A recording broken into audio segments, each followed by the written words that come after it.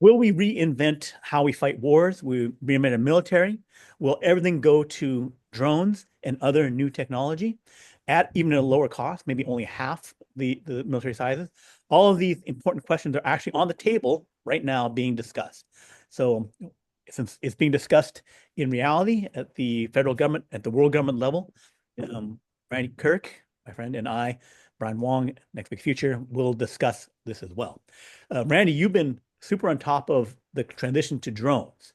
You've said all before, and even I, futurist, was not quite as fully bought into the drone. I knew drones were important, but to actually shift majorly to that, or to actually see the U.S. military budgets and the world budgets change on that is not something I expected. But now it's starting to happen. Why don't you talk about that? Yeah, well, so yeah, I was even talking to my wife earlier today that my greatest fear, when I say greatest fear, I mean I pictured for years and years this horrible thing, which would be you're on the battlefield and you've got a little hill out there, and over the top of that hill comes Black Hawk helicopters, giant machines with all kinds of guns and missiles on them, and they're making a huge racket, and they're coming over the hill. I mean, you're so defenseless. It must be what an ant feels like, when some predator comes and starts attacking. Well, about 2 years ago, my dream changed. My nightmare changed. It was like I was watching these videos of these magnificent, Bought drones, yeah, these fire, like a fireworks display, but instead of fireworks, it's all these drones, and they're right? able to, thousands of them in perfect harmony. I mean, Formation, yeah. formations, all based on AI or computer tech. And I thought to myself, okay, I have a new nightmare, and that would be 1,000 drones coming over that same hillside, Mhm. all weaponized. Right. That's like scarier than a Black Hawk. Yeah. And And it actually happened in the Ukraine-Russia war, where basically it was a heavy use of drone-based warfare. We had a video where we discussed that technology in detail, where basically it's a more advanced form of artillery or something like that. Because the drones could fly out 50 miles and perfectly accurately hit something, which is more than, a large artillery shell could, go like 10, 10 kilometers, 5 miles, something like that, with any kind of accuracy.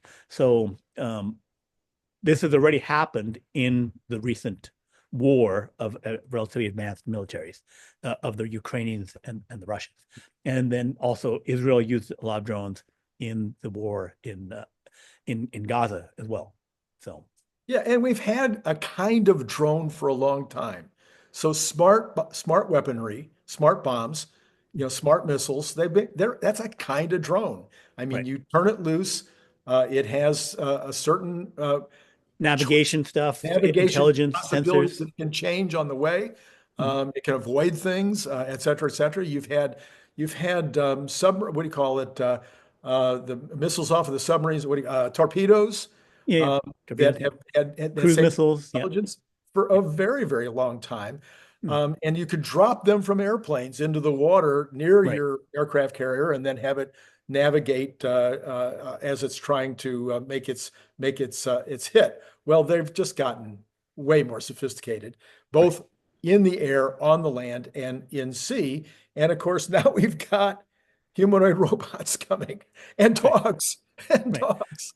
So basically the shift happened for the United States during the 90s with precision warfare. Late 80s, they built it. 90s, they deployed it in the first Iraq war. So for people who don't know, we would watch, CNN or other things like that, and we get like these videos showing, hey, there's this, cruise missile or a JDAM, flying down the chimney of some building and blowing up and that kind of thing. And you have this, black and white thing because the camera, even though you had color, the footage from the missile was black and white, Right. and you show these explosions where you have precision hits. So the difference between regular World War II, Korean War, Vietnam War type warfare, and the first Iraq War, the 90s, the precision was that in the old wars, you dropped like 1 million tons of bombs, and then you'd only have 1 in 100 hits. Like when the bombers flew over some cities, they would they could be off by miles, even though they're flying over a city, just knowing where you are, dropping stuff. Like I dropped a bomb and it could, be off, you know, by over a mile, 2 miles, just, hit something else completely. That's why they'd have to like check back the next day. Did I hit anything? I don't Yeah, know. right. We dropped a bunch of stuff. So the new thing was I fire missile 1 and 2, 1 and 3. I'm hitting exactly what I want to hit. It's not wasn't perfect, but it was, way, night and day, 100 times more efficient than Right. what the old system was. And now we've gotten to another new level with very precise drones, and individual warfare. Yeah. And so some of the recent news, I mean, I'll start with a little bit of an old piece of news. So about 18 months ago was the first time that Elon Musk said, the future of warfare is drones. And I went, see, I was Yeah. right. No, no. But anyway, he says the future of warfare is drones. And then last November, he was, I think, talking before the Air Force Academy. And he basically started giving example after example after example of why um, battleships and aircraft carriers and F-35s are no longer um, a Needed. smart way to fight a war. I mean, they Right. just don't make any sense because the drones can take them out. Right. Right. So And you then got, I think he said recently that you could use a Starship yeah, to deploy 10,000, a million drones over location, and then they would go out and hit 10,000 million targets, wherever they're going over the other side. yeah. So you're 40 minutes away from deploying, the Starship can be there in 40 minutes anywhere in the world and then Yeah. deploy all of these drones, which would then all be separately targeted. Right. Just like, I mean, yeah. So then the president of the United States, the most recent big news is the president of the United States gets on the phone with, I guess he's been on the phone with Putin a lot recently. I think he's already talked to Xi, and I don't know whether he's brought it up to Xi yet or whether this is just something he announced before he's talked to either one of them about it, about all three countries cutting their military budgets in half. Right. He's also talked about eliminating nuclear weaponry entirely. Right. Right. And I think those things are actually achievable for multiple reasons. Um, so one is that with the Starship, you have something that just with kinetic energy, with no chemical explosive, no nuclear explosive, just think of one Starship. It goes to with 5,000 tons of fuel, off of the booster stage, or just going to 15,000 miles, something like that per hour, with the upper stage and 1,000 tons of fuel. It's basically creating that chemical energy of the fuel into kinetic energy. So now 200 tons of payload, or if you include the whole thing, 500 tons, that kinetic energy is 5 to 10 times the weight in your high explosive, your really good high explosive. And basically it'd be like, let's say 200 tons. You'd be looking at 2,000 tons of 2 kilotons of high explosive. It only kinetic energy, and it could just hit, with no radiation and just hit. And you don't need to have any explosive. Like I said, it's more power than that, right? So in terms of like needing nuclear weapons, you don't need it because you can just with cheap rockets and just kinetic energy, you can get more destruction and you can be more precise about it. It's just everything about it would be, in terms of destruction, easy and cheap, right? So then you don't need to spend $100 billion on a nuclear capability, right? Because this would just work better. It just recognizing the reality of that this technology, even though your nuclear weapon get even more explosive, the fact that you create the mushroom cloud and all that extra stuff didn't mean you had effective destruction. Everyone's Right. like, oh crap, you did that. But it's like, you still only destroyed a certain amount of stuff. So militarily, it doesn't really, you wasted a bunch of extra stuff on flash that doesn't really help you. So So we, yeah, so we, oh, go ahead, go ahead. so that's the nuclear, don't need nuclear weapons. Right, So recognizing that that's unneeded right, in the new age of warfare, they can get more destructive bang for your buck. You don't need to have this uncontrolled extra destruction, right? right, It's just meaningless in terms of military purposes. The other right, thing is that why does Russia and China and the United States all want to cut their budgets, military budgets in half, is that having standing armies of 2 million people, for the United States, for in its armies, navies, air force, combined 2 million people, China and the United States are both about the level. Russia's about a million a bit. Is that demographics are Russia and China populations are really declining. The number of births is only, like 8 million versus 20 million in China per year, 25 million. So having the extra people, spare men, young men, is none of the countries have that anymore. So keeping these extra armies within, 10, 15 years, you would have to do deep cuts anyway, right? So if like everyone does it together, then just recognizing, and also the whole, like the Russia expending, 700,000 lives, 800,000 lives in the war with Ukraine, of which 300,000 died, is they only had like a total of like, I don't know, 4 million, 10 million men of fighting age, and then you say, oh, we can get rid of all of them. No, if you get rid of all of them, like you did in World War II, right?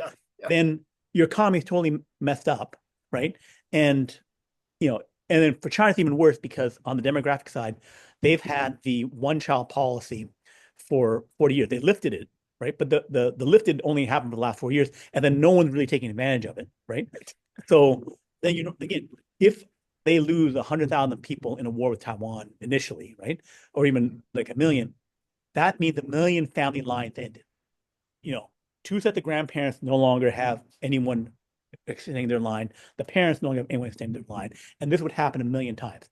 They lost 4 people in some border skirmish with India, where just like they fought each other, in the Himalayas or something like that, and they had to name bridges and do stuff. Xi Jinping had to come on and apologize, like that. So it's like you're seriously saying that they will lose that many kids. And then Russia had some things where they had, you know, Putin or other people had to come apologize. I think it was before Putin, it was the Afghanistan. They had to apologize for losing lives. And the mothers who lost children had to complain about it. They avoided that this time because they used the I think ethnic Siberians, other nationalities, not the white Russians that they cared about, right? But they're running out, right? So it's just recognizing the demographic reality that you must shrink your armies. So that's because of the nuclear. Why you can cut. Go ahead. Sorry, I went on that little rant. I think you froze it, and you're moving again. You're good. So yeah. So I'm done that. You okay? Yeah, well, so then there's the actual battlefield situation. So Elon went on to say, he said, "Look, you're not going to have an infantry." Right. He says, "You can't put an infantry out there. The Yeah. drones are going to be 100% effective Right. against the military. I mean, infantry. They'll just take them all out. It'll Right. be over before it starts." Right. So of course that means if you can't have an infantry, how are you going to actually have a land battle? Well, the land battle then is going to have to be done by drones. It's magic. Look at this. I went out and changed my shirt. Well, yeah, we had technical difficulties yesterday. A lot of rain and stuff going on in California, and Yeah. you're up in Internet Northern got California. I'm disrupted. in Yes. Southern California. All kinds of weather. Who knows? But do you like the shirt better or less? I don't know. Definitely an upgrade. An upgrade. That's an upgrade. Okay. So I kept the same shirt. yeah, you guys should. So now that we're past that little reintroduction, there's a possibility that we will not remember because we're both old. I'm way older than him. We may not remember exactly what we said in the first half. So if we repeat something, give us a break. Don't say too much in the comments. But where we were at the moment of leaving, at least, we've reviewed that, and we were leaving at the point of infantry being useless. In a world of drones, the infantry will be useless. Human infantry will be dead. It'll just, according to Elon, they'll just be immediately dead. The bullets will not be bullets anymore. It'll be drones, and they will have 100% accuracy immediately. Yeah, just like Terminator 1 and 2. We had the future war where the drones, the hunter killers are everywhere. And there they had people, trying to scramble in tunnels. But the fundamental fact would be that most of them would be dead, Yeah, right? just gone. Yeah. So you Yeah, would just never gone. put so you would never put infantry in the field anymore. So if Right. you eliminate the infantry, I mean that's a pretty big deal. Yeah. And the next question becomes, Brian, if you Yeah. don't have infantry and you're trying to fight a land battle, aren't we Yeah. just going to end up looking like a Star Wars? You're going to have mechanical dogs and mechanical tanks and mechanical humans, I guess, maybe Right. just metal fighting metal. What is the point exactly? My metal's better than your metal. I'm trying to figure this out. Well, it goes to that it, since World War II, like one of the reasons that we have GDP. I remember talking to I think Lester Thoreau, a MIT professor of economics and stuff like that. And he said that GDP was created as a calculation of military potential. Oh, That basically, when you fully mobilize your economy, right, then you're basically making things, tanks, planes, and everything, which is what we did in World War II. We got up to like 40%, 50% more mobilization, right? And and that's when the U.S. was toward the end of the war, producing on the order like 20,000 tanks a year. If the war kept going, they would have had 100 aircraft carriers, right? So it would just been insane the level of production that you get, and that was 70 years ago when the economy was like 20 times smaller, right. right? So so then it's like so then your military potential once you have fully mobilized against another opponent is we're going to go up to as much as we can make. And you're back then you had to throw a lot more people into your meat grinder, massive zone of death, but then you also had, machines and everything like that. But it was really the machines, like how many tanks do I have? And that's why people who study history, Germany lost because they didn't have much oil, right? I needed enough oil to run my tanks to do my stuff and make my tanks. And the fact that they were making great Panthers, each Panther better than the U.S. tank. But if you have 4-1, you lose. Yeah, I blow away two tanks, the next two blow up my tank, right? So that's if you have things where you have even fewer people, right? Because they're not helping you anymore. You have AIs to do stuff.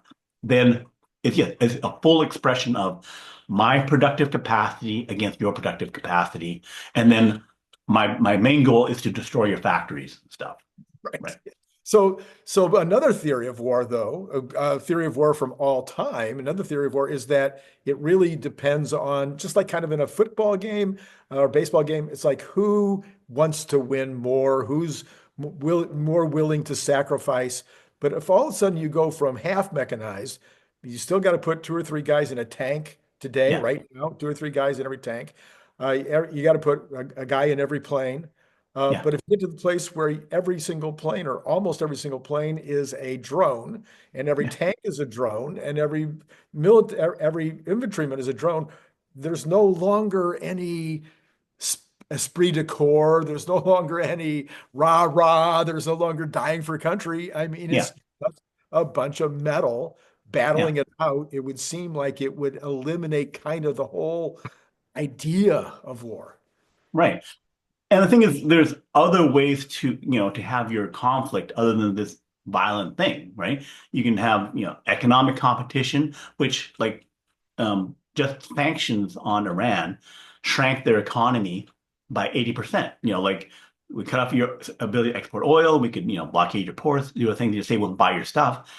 And then your economy shrinks by 5 times, right? Which, as I said before, your economy is the expression of how big your military can become when you fully mobilize. So just by some sanctions, not fighting you, you can reduce their economy by 5 times. So you reduce their military capacity by 5 times, right? Or you do So it, again, or you do it the opposite way. So yeah, that's the stick, but you can yeah, also use the carrot.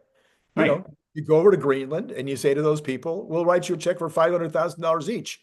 yeah, Can we have you? Can we?" yeah, It's like, oh, right, $500,000. Okay, take over. right, You want right, you want right. this you want this ice rock? Yeah. Right.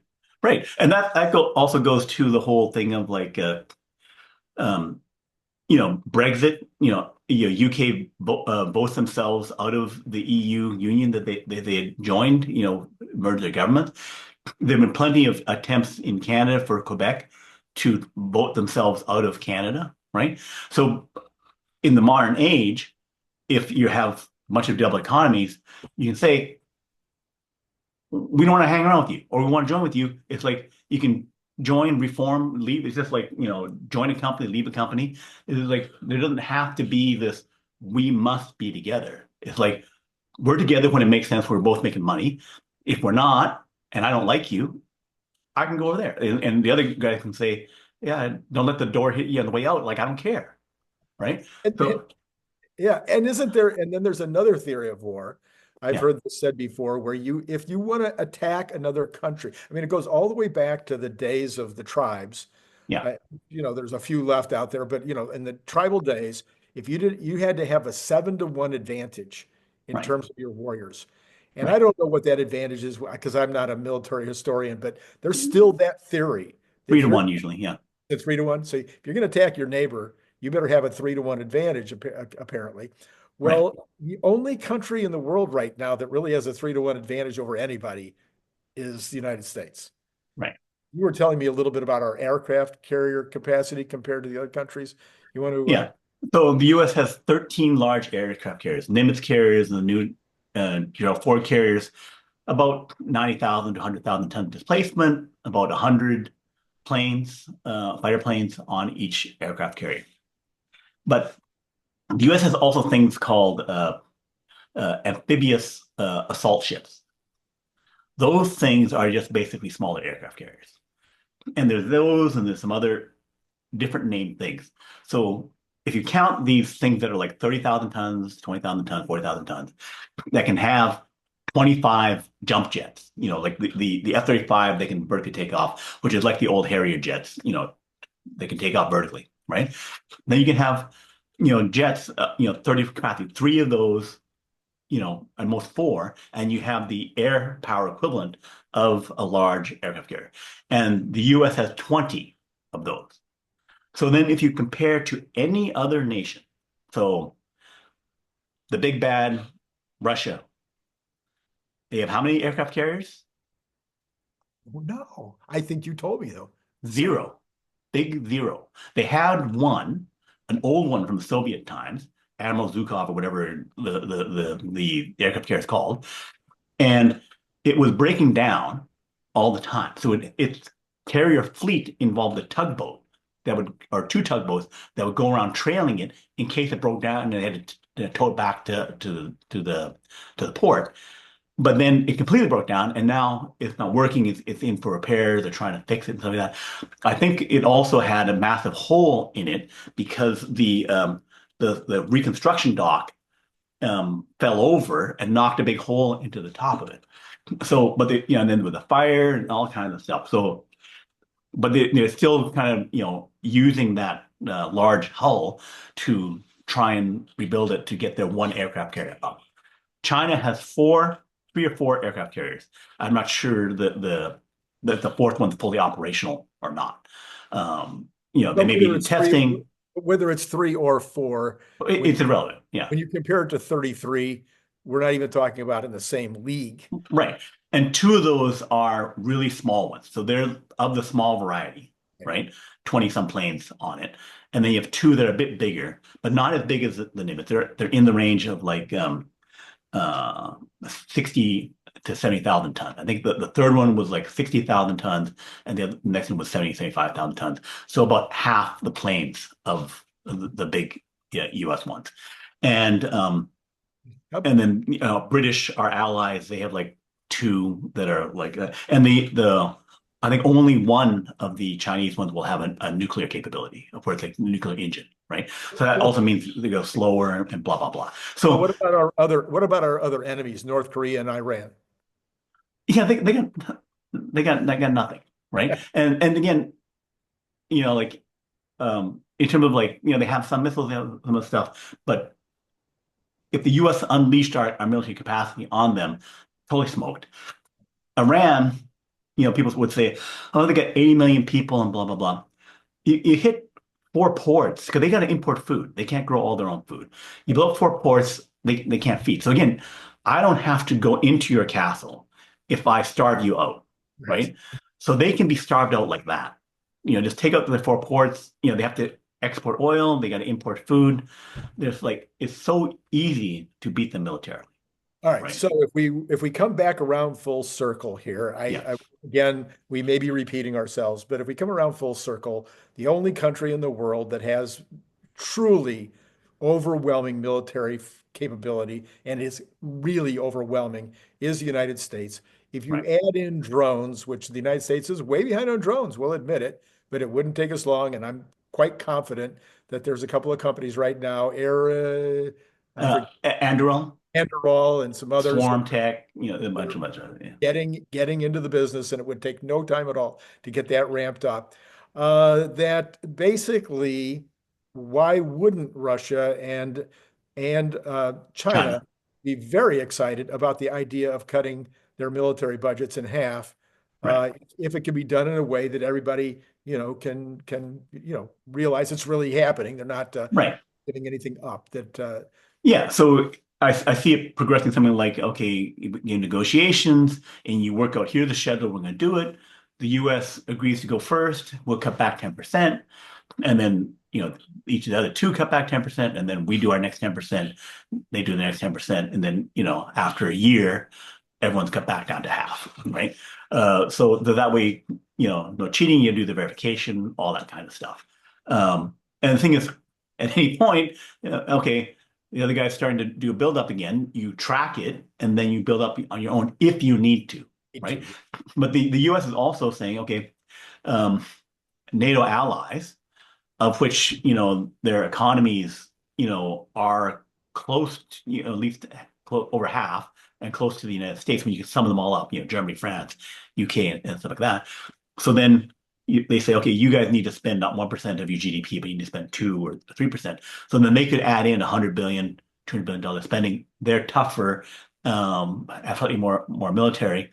But then again, it's not on the U.S. This is like goes to Trump's point about like the U.S. doesn't have to carry this all alone, and by doing it, to have that load, the U.S. is still plenty powerful and can do all kinds of attacks, and then you're not keeping a standing army and military force there all the time, and then but you save $440 billion. Yeah, right. It's like your $2.4 trillion of individual income tax. I save $440 billion. That's on the order of about 20%. Like Yeah. that's all the time saving 20% each and every Every year. year. Yeah, yeah, Yeah, yeah. So all of a sudden we have a situation where, I mean, this wasn't on anybody's radar, so to speak. Radar. yeah. Anyway, we have nobody. It was not part of Trump's, you know, uh, Campaigning, right, campaigning. It was nobody was talking about it, and all of a sudden, out of the blue, we have this idea, which I can't imagine, except for a few of the neocons who would be against this idea to right, back the military in half. Yes, I think, again, maybe there's a recession at some point because of all this cutting. Brian and others argue with me and say, no chance, there's never going to be a recession because the economy is going to grow so fast that it will. But okay, we get a 6 month recession, we get a 9 month recession. yeah, Does anybody remember the Bush recession, the Bush one recession? yeah, The Bush one no, recession was like 6 months. It was yeah, because primarily it was 50% of the reason was because we cut back the military. right, But nobody remembers that recession. right, right. And I also say in terms of the drone thing, the U.S. is not necessarily behind in military capable drones, like the really good drones. I think their technology, the U.S. technology is better. The aspect is that China has a far larger commercial drone system, and so they can make far more drones, which potentially could be made into military ones. But Anduril, which is a new tech company making advanced drones, they have ones that are made like flying battering rams that can knock through and fly through all the commercial weak drones, right? Wow. So the thing is that in terms of like actual like hardcore military capability, the U.S. has advantages there. There's also like the commercial wingman program where they would have the equivalent of an F-16 with an autopilot thing that would fly around, and then you would have a main plane quarterbacking a bunch of other planes. right? So that again if they had 4-to-1, four robot F-16s and then one not robot F-16 and F-35 or fifth gen plane like that, they'd have a pilot quarterbacking a bunch of robot planes, which the U.S. is in the lead on developing that capability, right? So yeah, Yeah, so I mean, it sounds to me like Trump has put forward an idea. I'm a big Trump fan, so this is not about Trump, but it's about the idea. I don't care right. if this If idea, Biden come up with it, or yeah, Kamala come Biden, up with it, anybody yeah, else would come up with the idea. It's like, okay, let's get rid of half the military. right. I don't think we ever get rid of the whole military, but who No, knows? Maybe someday. Get rid of the nuclear weapons and eliminate that. I mean, in a sense, the drone thing kind of becomes the same kind of standoff as the nukes are, because if right. you this kind of mechanized approach, Yeah. uh, I mean, it's kind of like uh, you don't want to see mechanized drones coming over the horizon. Um, It's basically that in World War One, no man's land, which was like between the trenches, right, so 1917, right, between the trenches, no person could go there because everyone would be machine gun, you'd be dead, right? And so you're about 200 feet, 300 feet apart, length of a football field or something like that, right? right. And then World War II, you'd have massive battle lines, and then it expanded to be about a kill zone of about 500 yards, right? Mhm, Yeah, so mhm. the main conflicts where you could blow back behind the lines and then come forward. So things have gotten more deadly, gotten bigger. In the Ukraine-Russia war, they were hitting people down like 20, 50 miles behind the line, right? They were like, drones, they used a lot of drones, like 100,000 drones, whatever like that, and hitting guys 10 miles, 20 miles. So you expanded the zone of no man's land. So then if you make the drones even bigger, even deadlier, not just from um, a Russian military or Ukrainian military that are, 4 times, 5 times weaker than China versus the United States, Right. right? You'd create this 200, 300 mile wide, death zone, right? Wow. So that's the kind of like you make this massive area that would, if you want to visualize it, think of what the Terminator 1, Terminator 2 future war thing with, Terminators walking around, hunter killers flying overhead, and that kind of stuff, right? Missiles flying everywhere, drone killers everywhere. So you made your death zone just insanely huge. And there's no point to whether I dump 1 million guys into that zone, Guys, 2 million guys you into mean the 1 zone. million, you mean 1 million drones. Right, right. Because You're my not going to put any production, humans in there. right. Like, why are you putting all these humans in there? Oh, I want the soldiers to go fight. Like, well, why don't you go do that? Yeah, Right? It's like they'll say World War One. You should hop over the trench, go over the top, and right. then run into the machine gun. It's like, and how does running into machine gun stop anything? Right? So that's why we need to change things. Yeah. So super interesting. We might be on the verge of, I mean, we're on the verge of so much change. It's unbelievable. The change with regard to possibly the way that we govern, the changes with regard to the way that we maybe don't pay income taxes, the Okay. change with maybe getting rid of nukes, change of maybe cutting our military in half. I mean, these are massive societal changes. And Yeah. here we are, right? Oh, not to mention, oh yeah, AI, robots, and cars that drive themselves. I mean, other than that, hardly anything's going on, Brian. Right. Yeah. But it seems like it's a new world order that we're seeing. Yeah. So Don't call so- it. Let's not call it that. okay. Can we call it the new universal methodology or something? New world Okay. order has negative connotations, Brian. Okay. I mean, we pick up a new name. If you can think of a better thing to call it, put it in the comments below, and then see. And also, why are we wrong? Why isn't this a good thing? To me, I don't see it. I think it's a good thing. I don't think it's going to make us vulnerable to war. I don't think it's the changing to drones is more inevitable, especially with really great AI. Like, Yes. how do you get GPT 7, GPT 10 or Grok 11 and then not have this capability. If you have Tesla bots running around, if you have robotaxis going, how did this not happen? I don't get it, But if I'd be very curious. So Cool. All right. Well, I don't remember whose show this is. I don't remember if this is Next Big Future or if this is Randy Kirk's videos. But both of us, yeah, hey, Brian, it's been yeah, great. great, yes, okay, It's been great thank you, talking to you. bye.